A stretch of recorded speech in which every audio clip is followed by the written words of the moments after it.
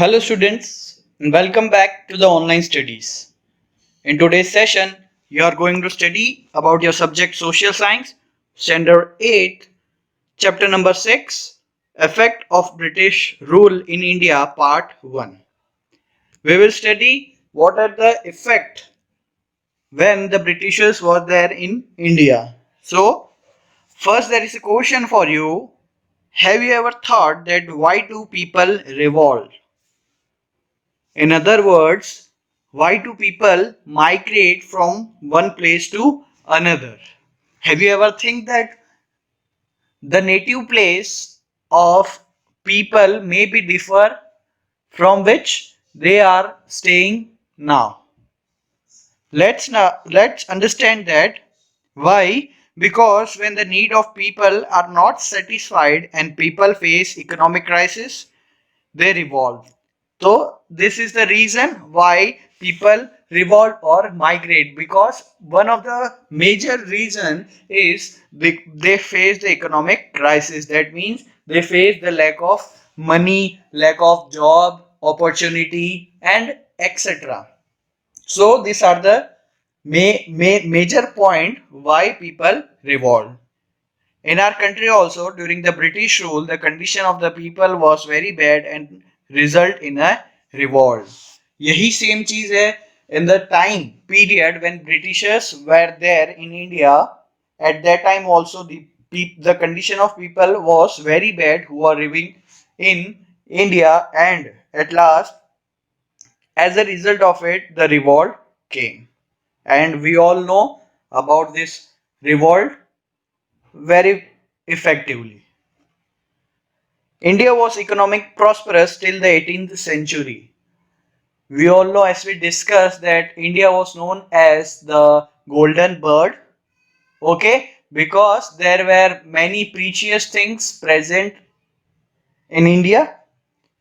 The anarchy that followed the death of Aurangzeb too could not weaken it. It can be admitted by the historian across the world that the industries, production, techniques, and organization of trade in India were unmatched at that time. That means when the anarchy, that means one after another, when the Aurangzeb was also dead, it cannot weaken, it cannot shake our economic of India. And till now in the history also it is admitted that there the production industries and techniques of organization of trade in India were unmatched by any other countries. So there were many precious things, many skills in the people of India. That's why it was unmatched with other country.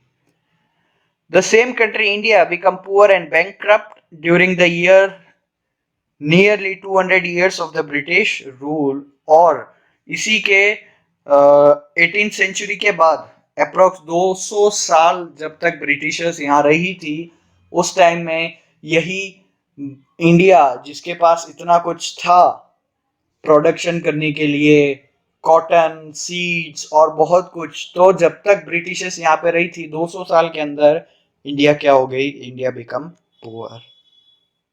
और यही main reason है क्यों, क्योंकि Britishers हमारे यहाँ पे rule किए थे और उन्होंने क्या क्या किया, that we will study in today's session.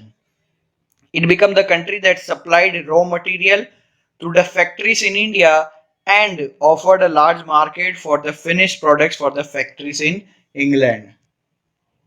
अगर आपने सही से पढ़ा होगा तो आपको शायद जो लोअर स्टैंडर्ड्स है वहां पे आपको बताया होगा, England they came here, okay, तो उन्होंने यहीं से रॉ मटेरियल लिया, उन्होंने एक्सपोर्ट किया अपनी कंट्री में इंग्लैंड में, वहां से फिनिश गुड बनाए और वापस इंडिया में ही इंपोर्ट किया. तो वो चीज क्या हो गई, इंडिया उनके लिए एक मेजर पार्ट हो गया for supply of raw material and for the finish product also.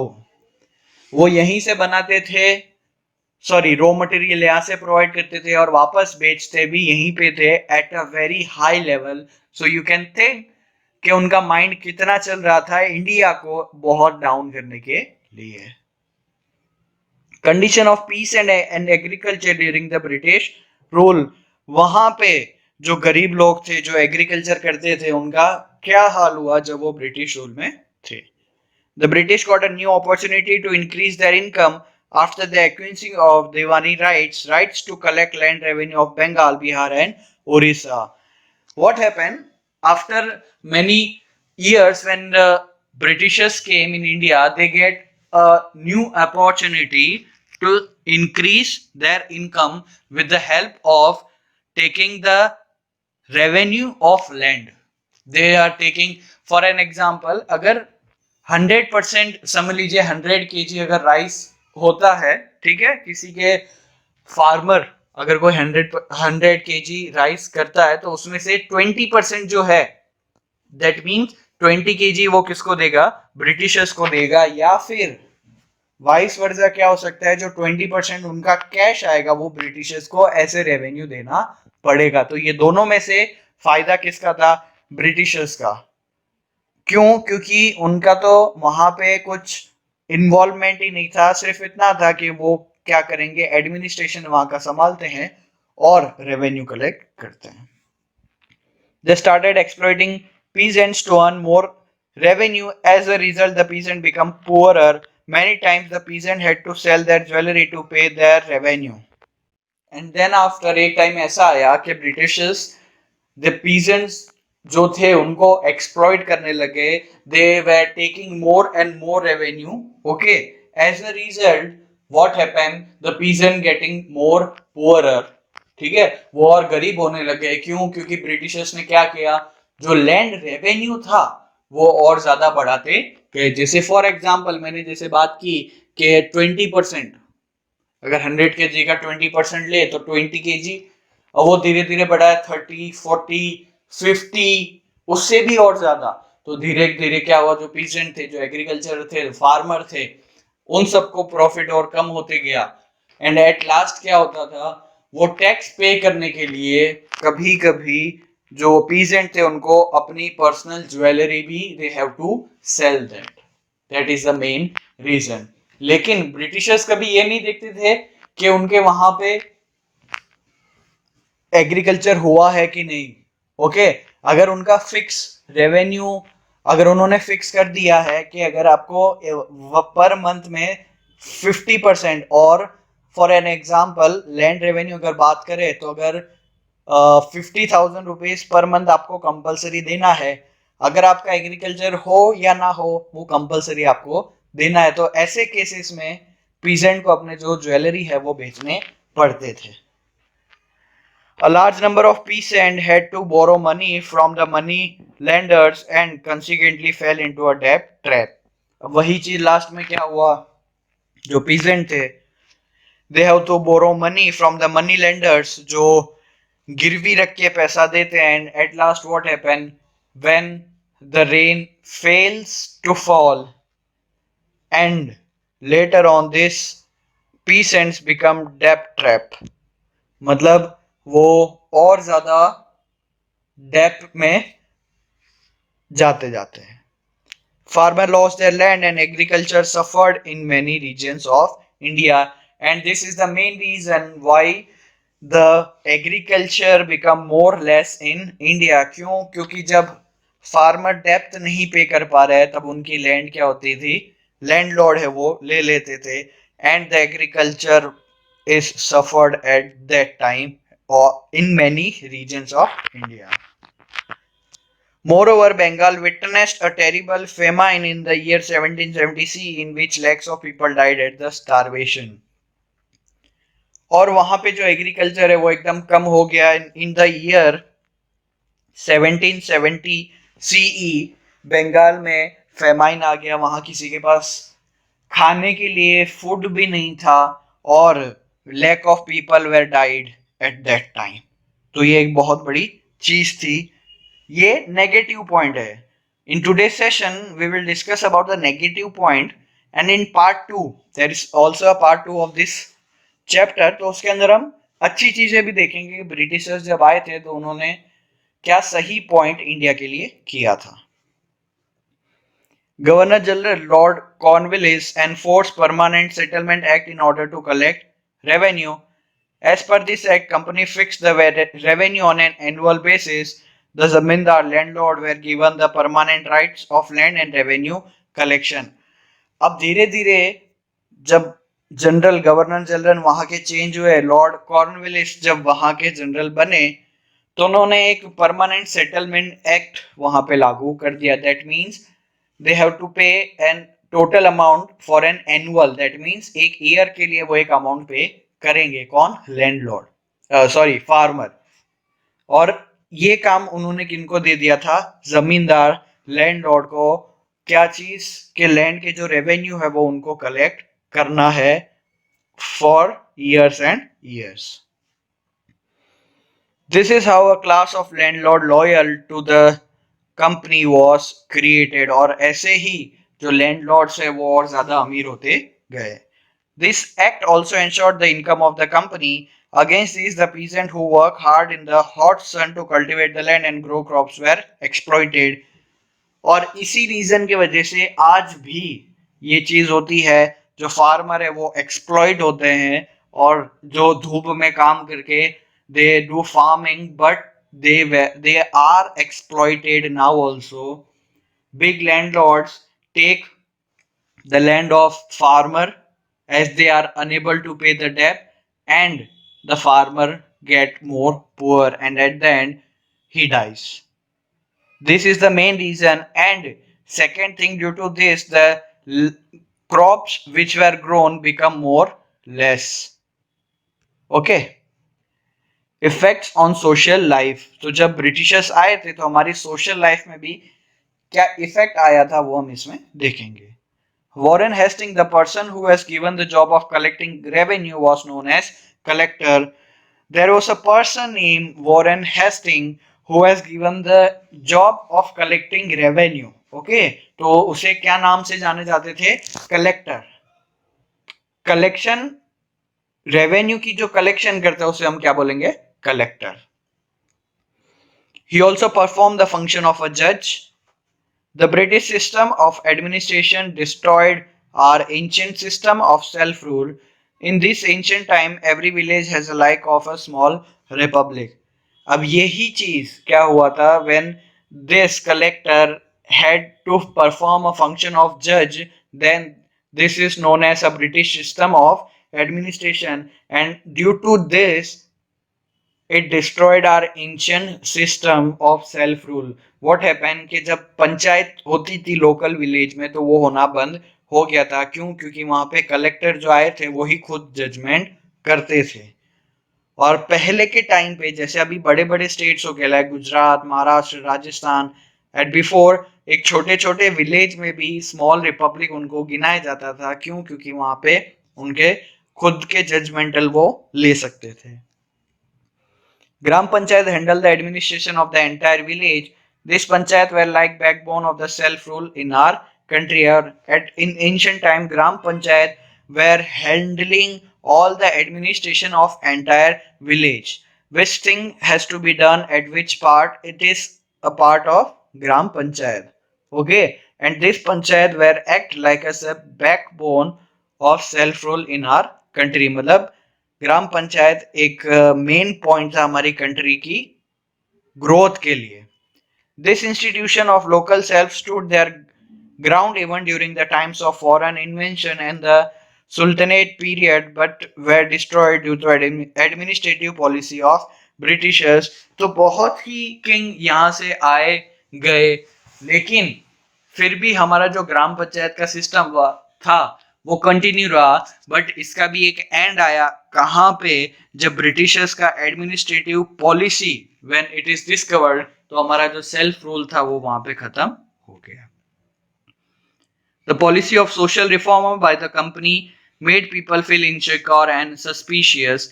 They felt that the government was trying to convert them to Christianity and destroy the Indian culture and religion forever. Then what happened? There is a more question occurred at that time. Policy of social reform by the company made feel the people who were living at that time feel insecure and suspicious. They were thinking that they were compulsory to trying to compel them to follow Christianity. ये main वहां पे insecurity जो citizens थे India के उनके लिए होने लग गए, और उनको क्या लगा कि जो इंडियन कल्चर है वो वहां से बिल्कुल भी खत्म हो जाएगा, और वहां पे सिर्फ फॉरेन कंट्री के जो कल्चर है, क्रिश्चियनिटी है, जो उस टाइम फॉलो करते थे, वही चीज वहां पे चलेगी. इस वजह से वो क्या हो गए थे, थोड़े इनसिक्योर फील करने लग गए थे. People believe that the Indian social system was deliberately undetermined in the railways and military. अब उसमें धीरे धीरे क्या हुआ था कि सोशल सिस्टम में रेलवेज एंड मिलिट्री ये चीज भी वहां पे और बढ़ने लग गई थी कि वहां पे इंडियन जो लोग थे वो वहां पे रेलवे और मिलिट्री में वहां पे इंक्लूड नहीं होते थे. An order was passed in Agra that every Indian had to salute the British.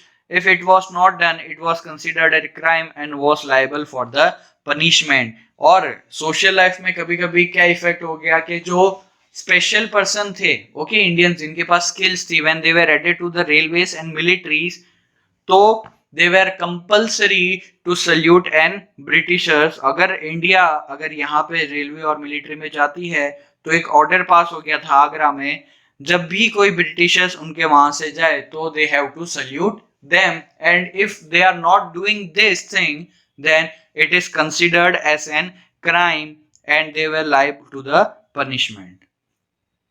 As a result, there is a widespread sentiment of anger and hatred for the British among the Indians, and this can be known as the first point where the anger in the Indian were becoming high, and the hatred for the British among the Indians become more high, because कि हर जगह पे Britishers ही आगे आएंगे.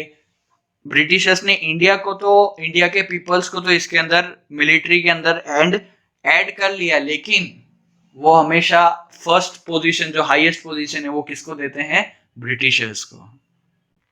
Destruction of India trade and industries. तो ये second third point है कि जब ब्रिटिश इंडिया में आई थी तो क्या खराबी, माइनस पॉइंट इंडिया में क्या होने लग गया. The handloom of India supplied textile to the market of Asia and Europe. Handloom means जो कपड़े हाथ से बनाए जाते थे, तो वो सब चीजें, टेक्सटाइल जो मार्केट था वहां का, वो अपने प्रोडक्ट सप्लाई एक्सपोर्ट करते थे कौन से मार्केट को, Asia and Europe. The traders from the European countries used to come India to purchase commodities. That India made jute, silk, woolen and cotton textile were in high demand in the Europe market.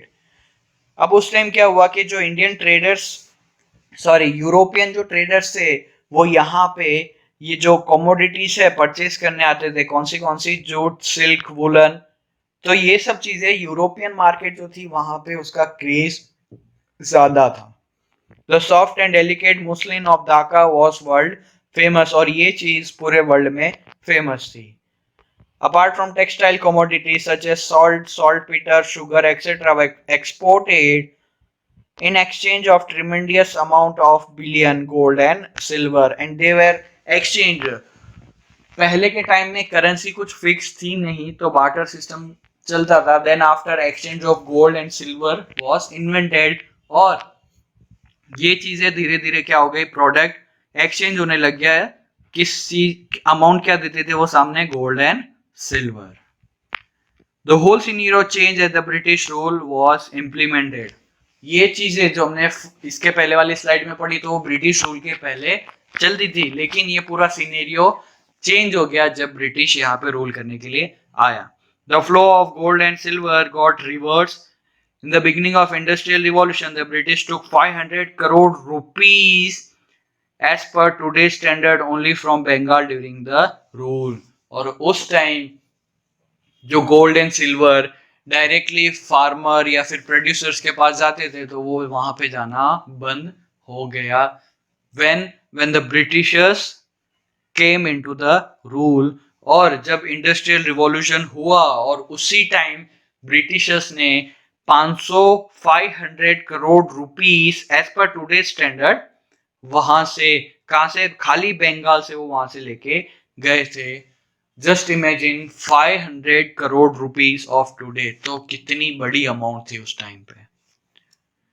Just imagine the wealth the British could have accumulated from the whole country. तो ये एक और point आता है कि सिर्फ 500 करोड़ रुपए वो एक स्टेट से लेके जाती है, तो पूरी कंट्री से वो कितना पैसा बाहर लेके गई।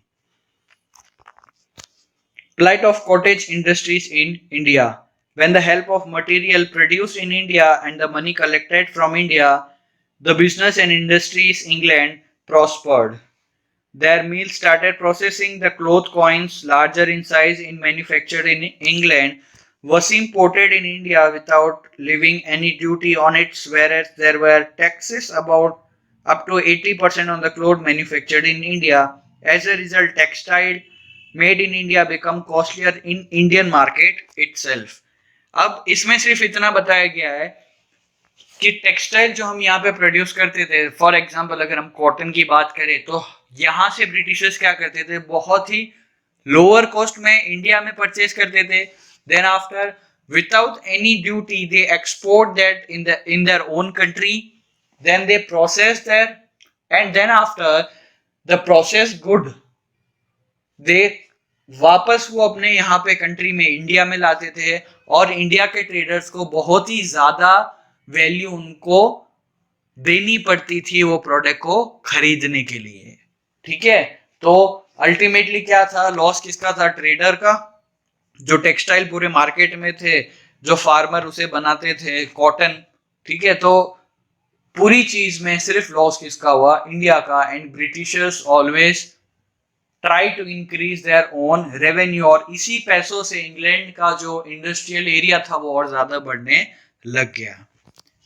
The Indian handicraft and cottage industry could not withstand the competition, and they could not sustain themselves. Many skill-based industries of our country like textile industry, glass, paper, mineral, shipbuilding, etc. got ruined due to the policy of the Britishers. Lack of skilled worker become unemployed. Gradually the poor worker of the rural areas of India become industry in the India poorer. अब इसके अंदर धीरे धीरे क्या हुआ कि जैसे ही India के बाहर जो ब्रिटिशर्स आए थे इंग्लैंड, उन्होंने जैसे अपने रेवेन्यू ज्यादा कलेक्ट करना चालू किया और उन्होंने इंडस्ट्रीज बनाना चालू किया, अपनी इंडस्ट्रीज ग्रोथ करना, तो जो हैंडीक्राफ्ट जो थे, जो घर पे जो इंडस्ट्री थी, तो वो सब यहाँ पे इंडिया में बंद होना चालू हो गया, जो स्मॉल स्केल इंडस्ट्रीज थी। और ऐसे धीरे धीरे इंडिया को और ज्यादा लॉस होने लग गया। और मैनी स्किल बेस्ड इंडस्ट्री जो हमारे कंट्री में थी, जैसे ग्लास है, टेक्सटाइल इंडस्ट्री और एंड एक्सेट्रा, तो वो सब चीजें ब्रिटिश गवर्नमेंट क्या करती थी, उनके ऊपर ऐसे रूल्स एंड रेगुलेशंस लगा देती थी कि एट द एंड उनको अपनी जो इंडस्ट्री है उसको बंद करना पड़ा। और इसी वजह से जो लैक ऑफ स्किल्स पर्सन थे वो यहाँ पे बंद होने लग गए थे, वेर अनएम्प्लॉयड। लेकिन अब वही चीज का ब्रिटिशर्स वापस फायदा उठाते थे, वो वही स्किल पर्सन को इंग्लैंड लेके जाते और वहां पे जॉब देते थे। ग्रेजुअली लास्ट में क्या होता है, जो वर्कर है वो और पुअरर बनते गए, और एंड द लास्ट क्या होता था, पुअरर इंडिया हमारी जो कंट्री थी वो भी और ज्यादा गरीब होने लग गई। So this was the end of today's session. I hope you have understand all the point. For now, thank you for listening. Stay home, stay safe.